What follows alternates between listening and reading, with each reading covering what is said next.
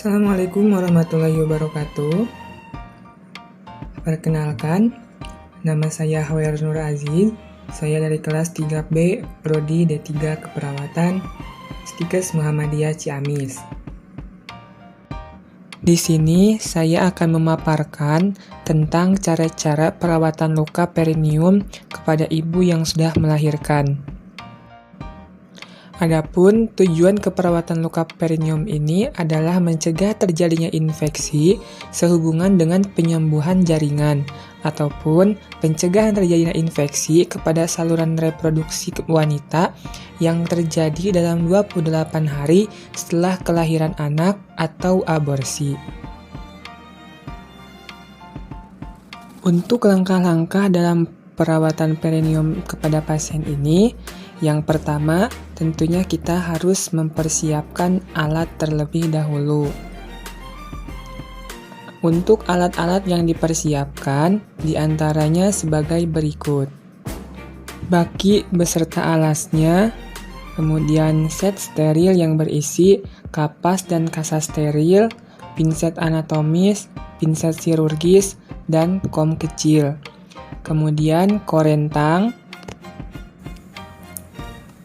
kom sedang yang berisi kapas cebok, larutan desinfektan atau DTT, kemudian larutan NaCl, perlak dan pengalas, bengkok, handscoon, selimut mandi, pispot, botol cebok berisi air hangat, obat luka perineum, pembalut dan celana dalam ibu yang bersih, tas plastik 2 buah. Setelah persiapan alat tadi selesai, langkah selanjutnya adalah persiapan lingkungan. Jaga privasi klien dan ciptakan lingkungan yang aman dan nyaman. Kemudian, kita kontrak waktu kepada pasien dan jelaskan tujuan dari tindakan yang akan kita lakukan. Kita siapkan alat yang akan digunakan kepada pasien dan dekatkan alat tersebut kepada pasien. Kemudian, kita lakukan cuci tangan sesuai dengan SOP yang berlaku. Setelah itu, kita gunakan handscoon, ganti selimut klien dengan selimut mandi, kemudian persilahkan klien untuk berbaring di tempat tidur dengan satu bantal di bagian kepala dan lutut ditekuk atau posisi dorsal recumbens. Selanjutnya, letakkan pengalas di bawah bokong klien. Selanjutnya, kita anjurkan klien untuk melepas pakaian dalam serta pembalutnya. Celana dan pembalut dimasukkan ke dalam plastik yang berbeda. Setelah itu, letakkan pispot di bawah bokong klien sambil mengobservasi lochea, warnanya, baunya, konsistensinya. Jangan lupa untuk mempersilahkan klien BAB atau BAK bila klien ingin melakukannya. Bersihkan pulpa dengan mengguyur bagian pulpa menggunakan air hangat. Kemudian, setelah melakukan pengguyuran menggunakan air hangat pada bagian pulpa, kita ambil pispot yang kita gunakan sebagai penampung air tersebut. Kemudian, letakkan bengkok ke dekat pulpa. Setelah kita meletakkan bengkok ke dekat pulpa, gunakan tangan kiri untuk mengekspos bagian yang akan dibersihkan dengan membuka pulpa menggunakan ibu jari dan jari telunjuk kiri. Selanjutnya, ambil kapas yang telah diberi larutan DTT menggunakan tangan kanan.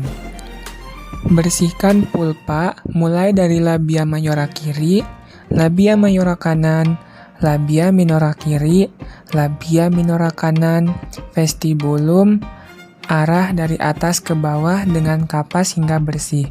1 kapas untuk 1 kali usap. Setelah pembersihan pulpa selesai, Lepaskan handscoon yang kita kenakan. Kemudian, buka set steril menggunakan korentang. Tuangkan larutan NaCl ke dalam kom kecil di dalam set steril. Jangan lupa pakai handscoon steril. Kemudian, ambil kapas steril menggunakan pinset chirurgis di tangan kanan. Sedangkan pinset anatomis di tangan kiri. Kemudian masukkan ke dalam NaCl kapas tersebut.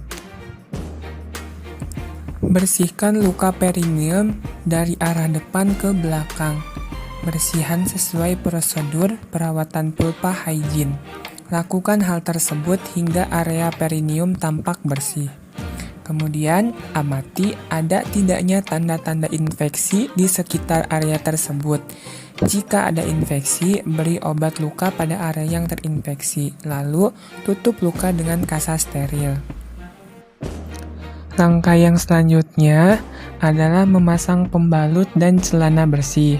Kemudian, ganti selimut mandi dengan selimut klien. Setelah itu, lepaskan handscoon yang telah kita gunakan. Kita rapikan kembali alat-alat. Buka sampiran, cuci tangan kembali, dan kita tanyakan kepada klien tentang respon klien.